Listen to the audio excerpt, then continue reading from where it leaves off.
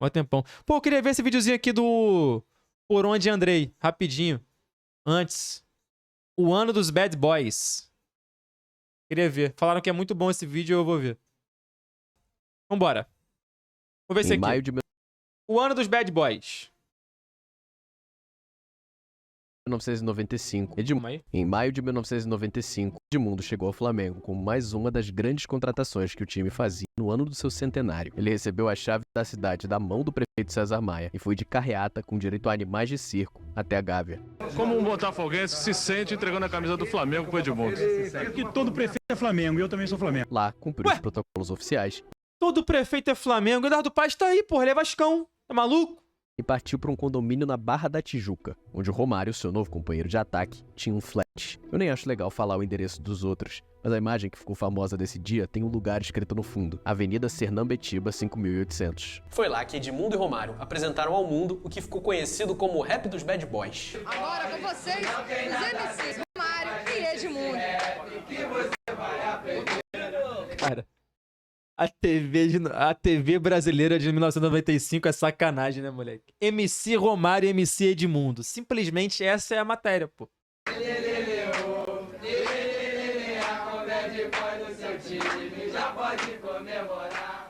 Leleleleô, leleleleá com os Bad Boys no seu time já pode comemorar. Do Bad Boy. Essa música me marcou muito a ponto de eu saber ela inteira, mas recentemente eu descobri que eu não sabia nada sobre ela. O melhor jogador do mundo e o melhor jogador do Campeonato Brasileiro anterior, juntos cantando um funk autobiográfico. Eles foram pro estúdio gravar, eles escreveram a letra. Quem escreveu essa letra? Quem mixou essa música? De onde é que isso surgiu? Foram essas perguntas que me colocaram numa investigação que volta até o ano de 1995. O 1995 do Flamengo foi um surto de grandes personagens e grandes histórias, tudo embalado por funk. Tô envergonhado.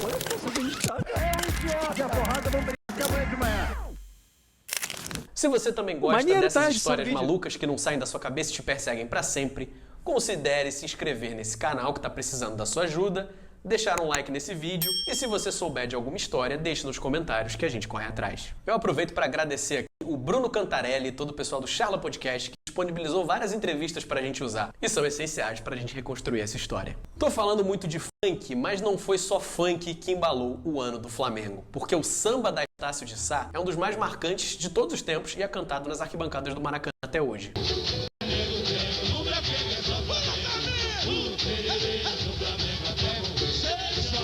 O tererê, sou Flamengo até morrer.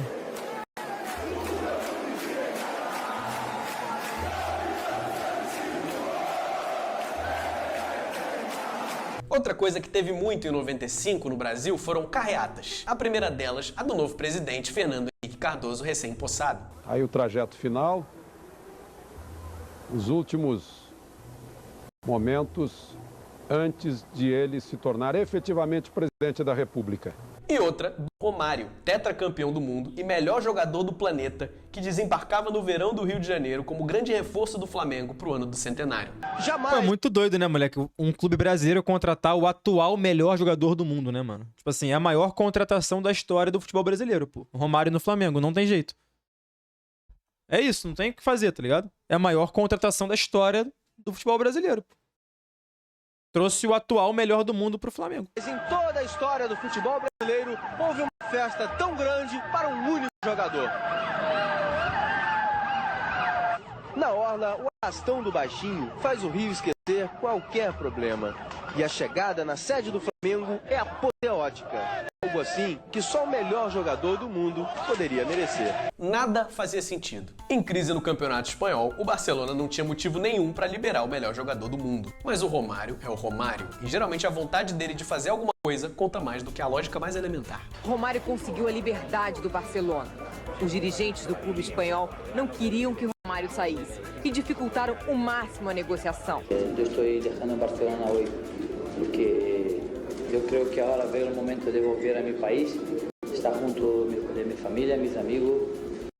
Eu vou ao Brasil, a minha volver a meu país e para defender os colores do equipo mais conhecido, mais importante de toda a Sudamérica. Como disse Nelson Rodrigues Filho em sua coluna no Jornal dos Esportes, um cala-boca em relação às críticas feitas à nova diretoria do Flamengo, que ameaçou formar uma seleção sideral e nada aconteceu. O Romário chegava como estrela da companhia para dividir o ataque com uma joia da base rubro-negra que já tinha despontado no ano anterior, chamada Sávio. E para comandar essa máquina de jogar bola, o técnico mais promissor daquela época, Vanderlei Luxemburgo, que tinha acabado de ser campeão brasileiro pelo Palmeiras, vivia o auge da sua carreira e todo mundo ficava perguntando para ele quando é que ele ia assumir a seleção brasileira. Eu sempre falo que eu vou ser treinador da seleção brasileira, não sei quando. Eu estou me preparando para isso. E a minha carreira, se você pegar, né, o crescimento da minha carreira, vai me colocar na seleção brasileira. Que gravata do Luxa, hein? Dá uma reparada na gravata do professor. Olha a gravatinha dele. O Luxa chegou como um técnico campeão brasileiro, mas percebeu rapidamente que ele ia ter problemas para lidar com a máquina de confusão que era o Flamengo. Um pequeno exemplo. O Kleber Leite queria que o Sávio usasse a 10 do Zico por marketing, mas o Luxemburgo já tinha combinado que o Sávio ia usar a 7 e a 10 ia ser do Nélio, que já era o dono do número. A estreia do Romário não podia ter sido mais aleatória. Um amistoso contra a seleção do Uruguai no Serra Dourada, que terminou em 1-1 com o gol do Nélio. Foi nessa energia de caos perfeito que o Flamengo de Luxemburgo e Romário chegou para disputar a primeira competição importante do ano, o Campeonato Carioca. A gente poderia contar a história desse campeonato de várias formas, dizendo que o Flamengo liderou seu grupo. E olha o líder aí, Flamengo e Campo Grande. Romário entra na área, perde, mas recupera a bola. Mas é Sávio, oportunista, que faz Flamengo 1-0. Sávio, com a camisa 10 de contrato renovado até 96, deixa Romário na cara do gol, 2-0. Dizendo que o Flamengo ganhou a Taça Guanabara. Não, mano com o Márcio Teodoro. E o que o Márcio Teodoro fez? Romário e agora pintou o gol. O Romário era verdade, pica, tudo né, se mano? resume ao gol de barriga do Renato Gaúcho. Perdeu o Campeonato Carioca, que na época, pra gente colocar em perspectiva, era muito mais importante do que é hoje, era um sinal de que as coisas não iam bem. O primeiro de que tinha algo errado. O Luxemburgo até dirigiu o Flamengo mais alguns jogos, mas não aguentou e pediu pra sair. Não sem antes protagonizar esse grande momento em que ele alega ter sido agredido pelo Filipão num jogo contra o Grêmio pela Copa do Brasil. Luiz Felipe me agrediu de graça. É um idiota fazer uma coisa dessa. Um profissional de futebol agrediu o outro de graça. É um estúpido. O Vanderlei tinha feito um trabalho até então muito bom. Nós fomos finalistas da Copa do Brasil, semifinalistas da Copa do Brasil. Saímos pro Grêmio na semifinal porque era questão de gol fora e tal. Então ali se achou que estava tudo perdido, tudo errado e tinha que ter feito uma mudança radical. Então esse foi o grande problema. Porque se a gente, na verdade, mantivesse aquela estrutura com o Vanderlei, aquele time, de repente 2, 3 contratações pontuais para o segundo semestre, a gente podia ter feito coisas melhores. Na sua lendária coluna Geraldinos e Arquibaldos, no Jornal dos Esportes, o comentarista Washington Rodrigues lamentava a saída do Luxa, mas ele dizia que a diretoria perdeu o comando e que a solução ia ser começar tudo de novo. A diretoria do Flamengo correu atrás do técnico do Fluminense, que tinha sido campeão, o Joel Santana. Mas o Joel recusou e a diretoria foi atrás do Edinho, que tinha sido técnico do Flamengo um ano antes, para tentar solucionar essa bomba relógio que era o vestiário do Flamengo. Sai Vanderlei Luxemburgo, sai metade do time, chega metade do time, tenta fazer um time novo. Num esporte coletivo como é o futebol, se você não tiver grupo, você não vai a lugar nenhum. A estreia do Edinho acabou acontecendo no mesmo dia da estreia de outra peça fundamental para contar a história do Flamengo de 95, Edmundo. Quase aos 10 minutos, Edmundo, ele, o animal, entra Edmundo pela era esquerda pica também, e né? empata. O trio Edmundo, Romário e Sávio promete mais então para os torcedores do Flamengo. Muito mais, muito mais. O Edmundo chegou ao Flamengo no meio do Carioca depois de ter sido um dos craques do Palmeiras, campeão brasileiro em 94. Mas todo mundo estava meio de saco cheio do temperamento explosivo dele. Você não acha que você leva a imprensa muito a sério? A imprensa te persegue mesmo, Edmundo? Olha, que me persegue, eu tenho certeza absoluta que me persegue. Isso é uma coisa que chateia. Eu acho que eu sou um ser humano como outro qualquer e gostaria de ser tratado como tal. Mas eu já fui pior do que sou hoje. Quem ainda não tinha nenhum problema com o Edmundo era o seu novo companheiro de ataque e de dupla de funk, o Romário. Quem não sabe, eu e o Edmundo, nós vamos lançar um rap que se chama Hino dos Bad Boys. E o refrão é o seguinte, posso cantar aqui? Cara, o Romário no programa da Xuxa, mano, anunciando o rap dos Bad Boys com o Edmundo, cara. Caralho, a TV brasileira é fantástica, mano. O futebol brasileiro tem muita história fantástica. Simplesmente isso. Pra você que é jovem, tá aí na tua tela. Uma criança, o Romário e a Xuxa pra cantar o rap dos Bad Boys. Lele, com bad boy no seu time, já pode comemorar. Somos bad boys, isso não tem nada a ver, cante com a gente esse rap que você vai aprender. Eu ao vivo, isso não tem lugar nenhum, a cores, porque aqui é programa de baixinho, né, Romário? Como eu disse, Aqui é programa de baixinho, Romário. E o Romário, o baixo.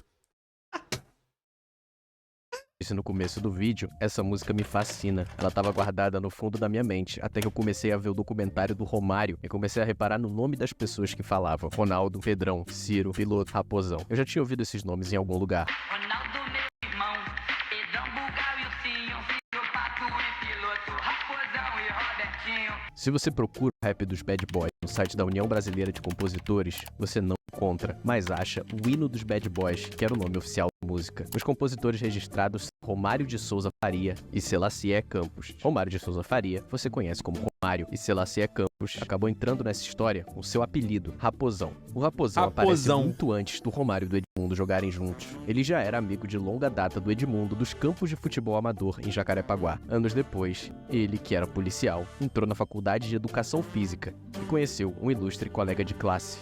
E quando eu chego no Vasco da Gama em 88, Romário tinha acabado de fazer vestibular para Educação Física, na Castelo Branco. Passou. Por causa da ordem de chamada, Selassie e Romário acabaram juntos num trabalho de turma e ficaram amigos. Acontece que o Raposão conciliava a carreira de policial com uma trajetória artística. Com esses dois talentos, de MC e de policial, ele acabou segurança do DJ Tubarão e tinha contato com a nata da indústria. A ideia estava pronta e era boa. Transformar Romário e Edmundo, a dupla do hype do futebol brasileiro, numa dupla de rap. O Raposão conhecia bem os dois, então foi muito fácil escrever a letra. Os nomes que eles citam eram a turma dos dois. Um deles, aliás, era o Robertinho, goleiro histórico da Seleção Brasileira de Futebol de Areia. Caralho, o Robertinho, mano, pegou muito, Eles se encontravam no quiosque da Praia da Barra, o Viajandão, também citado na música, e perto daquele endereço onde eles cantaram ela pela primeira vez. Nos fins de semana, feriados ou na folga dos jogos do Campeonato é Sagrado, Romário e Edmundo se encontram neste quiosque para as partidas de futevôlei.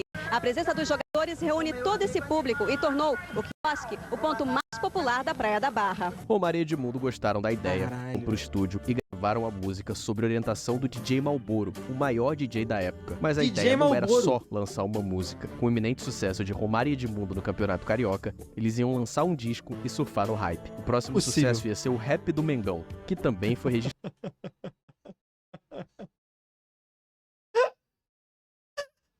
Essa história é inacreditável, velho. Juro.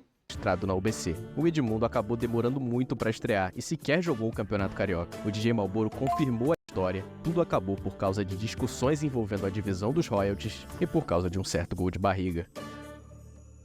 Aproveitar essa deixa aqui para te dar um recado dos nossos patrocinadores. A existência desse vídeo só é possível graças ao apoio da KTO. Lá você encontra as melhores odds do mercado. E com o cupom Andrei, você ganha até 20% de bônus no primeiro depósito. Eles dropou e voltou? Mas voltou, né? Ainda tem as KTO, que são apostas bem específicas. Mandem O primeiro compromisso do Edinho, novo técnico, era uma excursão para a Ásia para enfrentar times do Japão e da China. E as coisas não iam exatamente bem. O Edinho tinha sido contratado porque, teoricamente, ele era a pessoa ideal para lidar com um elenco explosivo. Só que ele teve uma crise para contornar logo no começo. Romário participou há uma semana de 2 programas de esporte da televisão japonesa. Mas justamente por ser a estrela do espetáculo, havia uma câmera que gravava todos os gestos de Romário. Depois de um passe errado do Sávio, no jogo que o Flamengo perdia de 3-0, pegou o Romário partindo para cima de Sávio, indignado, aos gritos de faço e aconteço. Não, a imagem, é claro que prova alguma coisa. Teve a discussão, é claro, isso eu não vou poder negar. Foi uma discussão, foi normal de jogo, isso que vai acontecer sempre. Era a segunda vez que o Sávio ficava bolado nessa viagem depois de uma discussão com o Edmundo no jogo contra o Urawa Reds. O Jornal dos Esportes chegou a fazer uma ficha corrida de todos os caôs protagonizados pelo Romário e pelo Edmundo até ali para mostrar o quão difícil era conviver com eles. Mas tudo foi resolvido com panos quentes e mesmo com a proposta do Botafogo, o Sávio optou pela paz. E o Kleber Leite, que até aquele momento negava qualquer problema no Flamengo, deu aspas que resumem a situação. Não dá pra pedir pro Romário pra dormir às 11 horas todos os dias. É hipocrisia dizer que todos são iguais. Chega momentos apesar da idade, que você fala, faz a sua parte e deu. E chegou um momento de 95, falei, eu vou fazer minha parte e acabou. Acabou. A briga com o Sávio, que naquela época já era o xodó da torcida, deu uma pequena arranhada na imagem do Romário. O jornal O Dia, que queria ver o circo pegar fogo, fez uma enquete perguntando quem os torcedores preferiam que ficasse. E o Sávio ganhou com 94%. A coluna do Apolinho, que era sempre uma grande atração na época, veio dentro. Agora que ele já sabe que não é sequer o melhor jogador do Flamengo, talvez aterrisse das nuvens e decida suar a camisa tanto quanto sua a camisinha. Mas o Edinho, que tinha vindo isso, como boleirão, Apolinho? capaz de colocar panos quentes e conversar com os caras, não tava dando resultado. Nosso jogo foi sábado e o Vasco jogava domingo contra o São Paulo. Eu tô assistindo o jogo e aí deram a informação. Flamengo em reunião, Edinho pode cair. Continuei vendo. Edinho caiu. O Flamengo já tem um novo treinador. Paulo César Guzmão. Eu falei, o quê? Eu falei, nem eu sei. Chego na Gávea, vou lá, o Kleber. Não, chega com esse negócio de treinar goleiro. Eu falei, não, Kleber. É o que eu quero. Eu vou ajudar vocês nesse momento. O jogo é quarta-feira, eu vou ajudar vocês nesse momento. Mas eu não quero procurar um treinador. Que momento, Edinho demitir, não sei o quê. Aí todo mundo no campo da Gávea esperando o treino. Não sabia nem quem era o treinador, cara. Caraca. Caralho. Estamos lá dando o treinamento tático à tarde e entra a charanga do Flamengo no portão. Eu falei, pô, não é possível. Festa, cara. Pô, tá tudo uma merda. Que isso, festa, charanga. E todo mundo de quase pompom, né? Aquele negocinho lá. A várzea, moleque, do futebol dos anos 90. Uma vez Flamengo vem rodando quando eu vejo o Kleber Leite e o Apolinho, o Aston Rodrigues. Aí eu falei, bicho, olha a situação que a gente tá, cara. A charanga fica fora, o Kleber entra com o Apolinho e vem, Cezão, chega aí. Aí eu fui, que o novo treinador do Flamengo. Porra, o Apolinho treinou o Flamengo, moleque. Vai tomar no cu, que loucura. O Apolinho me abraça e fala no meu ouvido assim, vai me ajudar que eu não sei porra nenhuma. Nos anos 90, o Washington Rodrigues era uma das pessoas mais famosas. Meu irmão, tu tem noção, cara? Como é que era o profissionalismo da época, velho? Anos 90, os times brasileiros eram uma pica voadora, só craque de bola. Aí do nada o Flamengo com o melhor do mundo, Romário, Sávio, Edmundo, treinador, Apolinho, toma. Da imprensa esportiva carioca e também uma das mais queridas. Em uma época que o rádio tinha muito mais poder do que tem hoje, era ele quem canalizava a emoção do torcedor e falava com a galera. Nesse vídeo você já viu algumas colunas dele falando e comentando sobre o Flamengo e dando pitaco do time que ele próprio ia acabar dirigindo. O jornalista Paulo César Vasconcelos apontava o desespero que aquela contratação de um radialista exalava. E a Associação Brasileira de Treinadores de Futebol ficou indignada e prometeu entrar na justiça com a decisão de contratar alguém sem qualificação para treinar um time profissional. A parada era que sem um diploma de treinador, o Apolinho não podia nem ficar no banco de reservas e nem assinar a súmula das partidas. 2 técnicos estreiam no Brasileiro em Caxias do Sul. Leão pelo Caxias, Washington Rodrigues pelo Flamengo. E ele pediu porque o banco do Juventude era baixinho, né? Não conseguia ver. Ele pediu pra botar a televisãozinha no banco. Isso. Ele acompanhou o jogo pela televisão. O jogo rolando solto aqui, o jogo aqui, tô na beira do campo aqui, tá o Washington com um monitor e olhando o jogo só aqui, e o jogador no banco rindo, pra cacete. Imagina aquilo, mano. Os caras dando risada e ele escutando. Eu falava no jogo assim, volta Sávio, volta Nélio. Que o seu Nonô falou, olha só como é que é o Flamengo. O PC só pede pra voltar o Sávio e o Nélio. A gente tá ouvindo que o banco do Flamengo grita e eles dizem muito, vamos Rodrigo, vamos Nélio. E eu só não ouço ninguém dizer, vamos Romário. Até agora ninguém disse, vamos Romário. E o Romário saiu um pouquinho, precisa correr um pouquinho, feito os outros. Aí tinham aqueles microfones grandão que ficavam na beira do campo. Ele foi no microfone e falou assim, volta Romário, volta Romário. Decisão, chama aí, chega aí. Fazer uma homenagem pro Romário. Vou tirar ele do jogo. Eu falei, não faz isso, não. Mexe com o cara. Deixa ele, cara. Não, ficou internado, tava passando mal. Vamos fazer uma homenagem. Vamos fazer um corredor quando ele estiver saindo e vamos bater palma pra ele. Eu falei, Washington. Puta que Romário, pela primeira vez, vai ser substituído neste Campeonato Brasileiro para a entrada de Aloísio, 19 anos, atacante revelado na Gávea. E toda a comissão técnica vai recepcionar o Romário. Realmente uma comitiva toda ali para recepcionar o Romário. Mas eles sabem. Moleque, olha os jornalistas, moleque, na entrada do campo. Vai tomar no cu. Sabe a importância do Romário, esse time de futebol. Ele só me olhava, Romário, fixo no meu olho, assim. E vem passando e vem naquela educação dele, né? Daquela delicadeza. Vai pra isso, vai pra aquilo, não sei o quê, papá. E eu Guardei em beira do campo, a câmera filmando e eu já bufando. Esse jogo aí contra o Juventude era a estreia do Apolinho no Brasileiro, mas não no Flamengo, porque na semana anterior eles tinham ido enfrentar o Vélez pela Copa dos Campeões sem o Romário. Apolo, qual é a sensação que você está sentindo, Washington? Bom, eu tô esperando aquele teu monitorzinho que não veio, né? Aqui só se vê canela. E tinham vencido com uma virada no final. O Washington vem da coletiva numa felicidade com o Kleber, os dois vêm abraçados, o Kleber também numa empolgação, né? Vem, os caras assim, ele veio e dá um peixinho. No vestiário!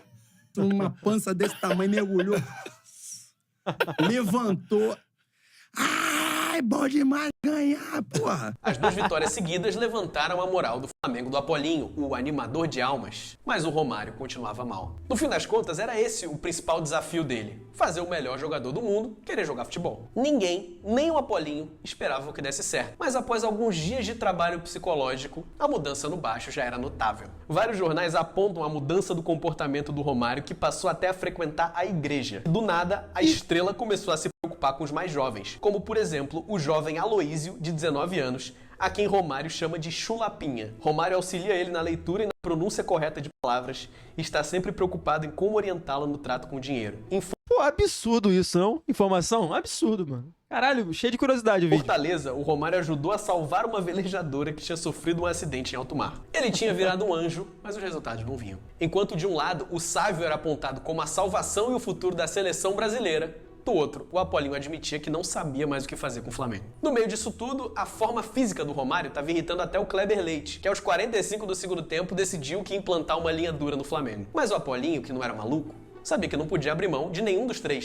E não era nem por uma análise técnica do time não, era por contrato. Nessa matéria do André Baloco e do João Pedro Paz Leme, o Jornal do Brasil revelou que caso um dos 3 não jogasse, a cota destinada ao Flamengo por jogo podia diminuir. Com o brasileiro indo pro brejo, o Flamengo decidiu voltar suas atenções a um campeonato novo, que tinha acabado de começar. A Supercopa dos Clubes Campeões da Libertadores. Os craques do Mengão em mais um show de bola. Era a chance de fazer bonito em pelo menos um torneio no ano do seu centenário. E foi nessa Supercopa que vieram os grandes momentos do Apolinho do Flamengo. Com o Romário 2 quilos mais leve, o Flamengo chegou para a partida de volta contra o Vélez, sabendo que jogava o seu ano naquela partida. Um empate era suficiente para avançar contra o time argentino, que naquela época era campeão do mundo. Um jogo que entrou para a história do futebol sul-americano por várias razões. Ih, rapaz, o número 11 deu um murro no Edmundo dentro do campo.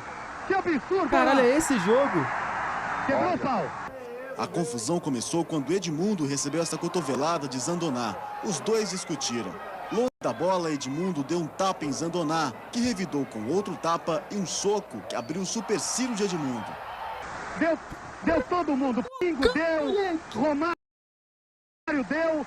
Tá me dizendo a minha coordenação. Romário quis tomar as dores e agrediu Voadora. Zandoná. Edmundo ficou no chão. Todo mundo entrou no campo e a confusão aumentou ainda mais. Edmundo de argentino só pode esperar isso, né, Edmundo? É importante que eu vou continuar na competição e ele não, pô. Agora precisamos ver o que o juiz vai colocar no relatório, né? Quero nem saber, na bola não ganho, na porrada eu não ganho. Se quiser jogar mais, a gente joga. Se não quiser porrada, vamos brigar até amanhã de manhã. Muito foda, muito foda. Muito foda o Washington Rodrigues, o Apolinho. Na bola não ganha, quiser jogar a gente joga. Se não quiser jogar, sai na porrada, pô. Vamos sair na porrada até amanhã de manhã. Vão ganhar da gente nem no grito, nem na porrada. O Apolinho até pediu para os jogadores manterem esse espírito de macho no campeonato, mas eles entenderam outra coisa. As derrotas continuavam vindo, mas o elenco começou a brigar entre si, a ponto dele precisar parar treino para separar a briga. E o desânimo começou a tomar conta de todo mundo no Campeonato Brasileiro. Enquanto isso, a Supercopa dos Clubes Campeões da Libertadores. Ia bem, as ausências do Romário e do Edmundo por causa da pancadaria contra o Vélez deixaram o Sávio livre para respirar e jogar futebol. E o Flamengo venceu o Nacional do Uruguai no Maracanã, bem castigado pela chuva. Como é que vai ficar pro brasileiro a equipe? Esse time da Supercopa joga pro brasileiro? Porque tá dando certo, né? Jogar só com o Sávio e o Romário e Edmundo de fora. Não, absolutamente. Já na próxima etapa da Supercopa voltam os dois, Romário e Edmundo. Que são dois jogadores fantásticos, jogadores de seleção brasileira, jogadores de renome internacional, e nós temos eles, temos que usá-los, não tem por que deixá-los de fora. Não era só o Romário que atraiu os holofotes. O Edmundo estava sendo muito criticado nessa época. O caldeirão estava fervendo a um ponto de sobrar até para a torcida do Vasco, clube onde o Edmundo tinha começado a carreira. O Flamengo pode perder Edmundo por 2 meses ou pelo menos 4 jogos no Campeonato Brasileiro. Tudo isso por causa do gesto obsceno que ele fez domingo para a torcida do Vasco. Uma força jovem, falando desse empate do Flamengo. Olha que a torcida do Vasco vai tomar naquele lugar, eu sou Flamengo. Sobre o gesto que teria feito a torcida, ele se justificou. Tenho o hábito, talvez ruim, de ficar segurando o meu Braulio o tempo todo. Gosto muito. Tenho o hábito, talvez ruim, de ficar segurando o meu Braulio o tempo todo. Meu Braulio. Muito dele. Pelo menos mexo no que é meu. Se mexesse no dos outros, aí seria mais complicado. Isso é inacreditável. No meio desse caos, os privilégios continuavam. A ponto de, no meio disso tudo, o Romário do nada viajar para Barcelona para participar de um amistoso da Unicef. Con el número 9, el hombre que ha sobrepasado los límites de los aplausos. Romário de Sousa Faria, el brasileño exjugador del Barça. Estoy muy feliz porque la gente toda ha hecho mi nombre. Estoy un poco incluso emocionado. De verdade, não esperava tanto, não. Nessa viagem, o Baixo fez 3 gols pelo time da América do Sul, na vitória por 4-3 sobre o time da Europa, e se declarou arrependido de sair de Barcelona. E o Santos só precisou de um tempo para vencer o Flamengo e liquidar com as chances da equipe rubro-negra em pleno Maracanã. Galera canta, adeus Mengo. Final, Santos 3, Flamengo 0. Eu realmente estou envergonhado, como homem, como jogador, depois do jogo desse aí. Foi realmente uma vergonha o que aconteceu. Eu peço desculpas à torcida do Flamengo. Eu tive vontade de sair do túnel, ajoelhar e pedir perdão. O time que entrar em campo, a partir de agora, vai estar determinado. Pode ser até que não seja tecnicamente o melhor time, o time dos sonhos, mas vai ser um time que vai jogar determinado. Conforme a crise ia aumentando, a Supercopa ia se cristalizando como a última esperança do Flamengo. No dia do aniversário de 100 anos, o Flamengo venceu o Cruzeiro com um gol do Ronaldão. E na volta, desfalcado dos 3 tenores, um Flamengo operário venceu por 3-1, com direito a gol do jovem Aloísio Chulapa. A final seria contra o Independiente da Argentina, o rei de Copas. A última chance para ganhar alguma coisa no ano do centenário. Mas um jogo ruim na Argentina acabou sendo fatal e o Flamengo perdeu por 2-0 em Avejaneda. O centenário acabou no dia 29 de novembro de 1995. A vitória por 1-0 sobre o Independiente não foi suficiente para o Flamengo conquistar a taça. No Campeonato Brasileiro, o Flamengo terminou em 21º de 24 participantes e só não caiu porque naquele ano só caíam 2. Que absurdo, moleque! O Flamengo foi rebaixado, porra! Olha aí! Caralho, que sacanagem! Moralmente rebaixado o Flamengo foi, pô! Olha aí! Tá na história! Tá na história! Meu irmão, o Flamengo foi sim rebaixado no ano do seu centenário. Ficou entre os 4... Ficou em 21º, gente. 21º, porra!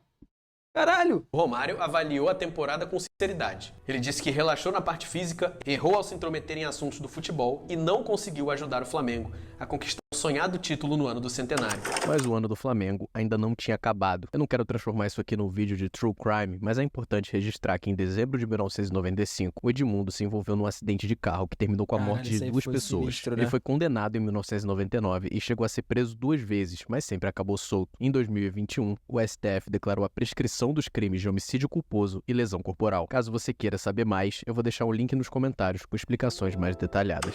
O Apolinho comentarista agora vai ser um novo comentarista ou é o mesmo de antes de dirigir o Flamengo? Eu descobri algo novo. Eu fiz assim como uma pós-graduação depois de 35 anos de radialismo, de jornalismo esportivo. Eu acho que aprendi demais aqui, mais nesses 3 meses do que nos 35 anos. A passagem do Apolinho acabou nem sendo a tragédia que tinham pintado que seria. E ele se mostrou bem incomodado de ser tratado como uma espécie de farsante, já que a imprensa sempre batia na tecla de que quem escalava o time e mandava em tudo era o auxiliar dele, o Arthur Bernardes. Depois da aventura, o Apolinho voltou a ser comentarista. E ainda teria mais uma passagem pelo Flamengo em 98 como diretor, mas a dele era realmente o microfone e a caneta. Nesses mais de 100 anos de futebol brasileiro, a gente já teve, obviamente, muitas grandes histórias, mas é difícil achar um ano mais surreal na história de um grande clube brasileiro do que o Flamengo de 95. Moleque, loucura, tá? Pô, grande vídeo do Andrei, viado. Grande vídeo. Vídeo muito, pô, muitas curiosidades, viado. Um resgate aí de parte da história do futebol brasileiro, mano. Pô, mano, videozaço, velho. Videozaço.